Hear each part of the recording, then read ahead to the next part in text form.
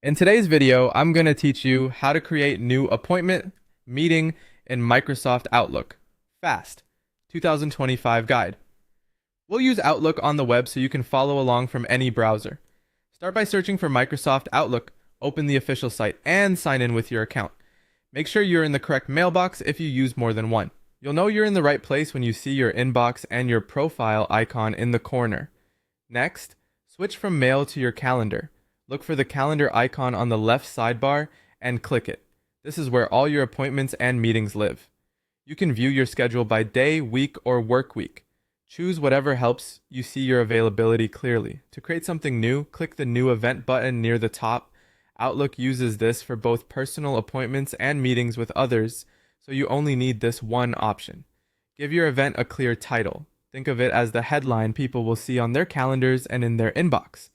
Be specific and concise. Something like project review or dentist appointment helps everyone know what to expect at a glance. If you're inviting others, type their email addresses in the attendees box.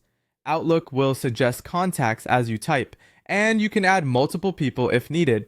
Attendees will receive a calendar invite by email, and the responses will show up in the event. If this is just for you, you can leave the attendee field empty, and it will behave like a personal appointment. Pick the date that fits. Use the date picker to jump to any day. If your calendar is set to a work week view, make sure you're choosing the correct day within that view. Now set the time range. Choose a start time and an end time so the duration is clear. Double check your time zone if you're traveling or coordinating across regions. Keeping the meeting tight and focused helps others accept more easily. Add a description if you want. This is the perfect place for an agenda, talking points, links, or notes your attendees should review.